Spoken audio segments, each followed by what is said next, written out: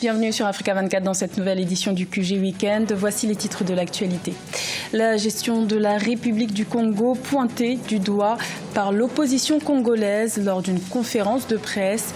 La rencontre s'est tenue à Brazzaville pour dénoncer la corruption, fléau qui gangrène l'économie du pays.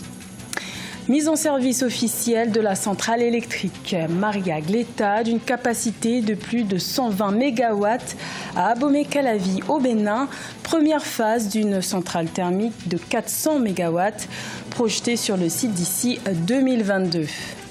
Et la promotion de la paix en Centrafrique passe aussi par un programme agricole, un projet baptisé Farming for Peace, mis en place par la MINUSCA pour rassembler les communautés. En République du Congo, l'opposition s'insurge contre la situation du pays et dénonce une mauvaise gestion, notamment en ce qui concerne la lutte contre la corruption.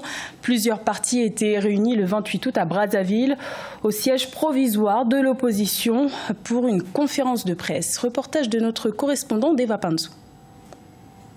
Certains partis politiques de l'opposition ont dénoncé l'inaction du président de la République dans la lutte contre les antivaleurs au cours d'une communication ce mercredi 28 août 2019 à Brazzaville. Pour cette frange de l'opposition, le président Denis Sassou Nguesso encouragerait les crimes économiques de ses proches. Cette reculade du président de la République renvoie un message pour le moins hallucinant. Voler, voler, piller, piller.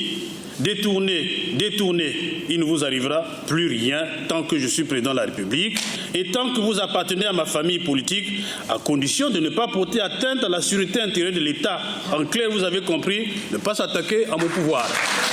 En effet, l'opposition politique congolaise s'interroge sur la suite à donner au message à la nation devant le Parlement réuni en congrès le 30 décembre 2018 par lequel le président Sassou promettait de sévir énergiquement contre les gros et petits poissons. Concernant les crimes économiques, et nous en avons des suspicions et des suspicions, mais on n'a jamais vu le procureur de la République se lever comme il le fait lorsqu'il s'agit des faits politiques et le pouvoir judiciaire. Et peut-être aussi le pouvoir législatif est un peu influencé par le pouvoir exécutif. Et ce qui fait que cette volonté de départ dans notre pays de lutter contre les antivaleurs s'estompe. En décembre 2018, les députés ont adopté le projet de loi portant création d'une haute autorité de lutte contre la corruption dont les Congolais attendent encore l'élection des membres dirigeants. Celle-ci a remplacé la Commission nationale de lutte contre la corruption qui, dans son dernier rapport d'enquête, mettait en cause plusieurs crimes économiques et leurs auteurs, dont le ministre des Hydrocarbures. Le Bénin a officiellement lancé le 29 août une centrale électrique d'une capacité de plus de 120 MW, un projet d'environ 18 mois qui permettra au pays de combler plus de 50% de son besoin énergétique. Reportage de notre correspondant, Leftionou. Le Bénin s'est doté d'une centrale électrique de 127 MW. La centrale électrique thermique Maria Gleta 2 est opérationnelle à Abomey-Calavi après 18 mois de travaux de construction. Elle constitue la première phase d'une centrale thermique de 400 MW projetée sur le site d'ici 2022. Cette infrastructure électrique est équipée de moteurs pouvant fonctionner au fioul ou au gaz. La valeur limite qui a été affichée, qui est de 50 décibels, cette centrale est largement en dessous puisque c'est autour de 40. Les tests d'endurance, je dis bien d'endurance, qui ont duré des semaines et des semaines, ont confirmé que cette centrale a produit et peut produire pendant des années 129,08 MW. Qui dit mieux? La réalisation de ce joyau a coûté 107,5 milliards de francs CFA. Elle a été financée par l'État béninois, la Banque ouest africaine de développement, la Banque islamique de développement et la Banque d'investissement et de développement de la CEDEAO. Depuis un mois, la centrale alimente la moitié des besoins de la clientèle de la SBEE. Le gouvernement béninois s'est engagé à endiguer le déficit énergétique et à rendre performant le secteur de l'électricité d'ici 2021. À noter que la centrale sera exploitée par l'entreprise BWSC Bénin SA pour une période de 5 ans renouvelable. En Centrafrique, la mission des maintiens de la paix des Nations Unies a décidé d'apporter une aide durable aux populations en instaurant un programme agricole spécial, un projet baptisé Farming for Peace qui vise à rassembler les communautés dans ce pays en proie à des conflits depuis 2013. Solène Duplessis. À Birao, en République centrafricaine, les femmes participent à un programme agricole mis en place par la mission de l'ONU, la MINUSCA. Après avoir été formées aux méthodes agricoles, elles vendent ensuite leur culture au marché de la ville. Un projet baptisé Farming for Peace qui vise à rassembler les communautés et ainsi promouvoir la paix dans le pays, régulièrement confronté aux conflits intercommunautaires. Ils nous enseignent les bonnes pratiques agricoles. Nous travaillons également avec des personnes de différentes communautés ethniques et nous apprenons à vivre et à travailler ensemble. Nous voulons la paix. Les initiatives agricoles de la MINUSCA ciblent également les jeunes. En effet, dans un pays secoué par une crise politico-militaire depuis 2013, beaucoup d'entre eux sans emploi sont une cible de recrutement facile pour les groupes rebelles armés. Le taux de chômage des jeunes est estimé à 12%. Les auteurs d'actes de violence s'adressent toujours aux jeunes. Nous avons décidé d'impliquer davantage les jeunes dans la mesure où, s'ils sont occupés, ils ne devraient pas être facilement manipulés. En même temps, nous avons réalisé qu'il y a peu d'emplois ici et nous avons pensé que de tels projets devraient pouvoir impliquer les jeunes de manière productive, de manière à les tenir occupés.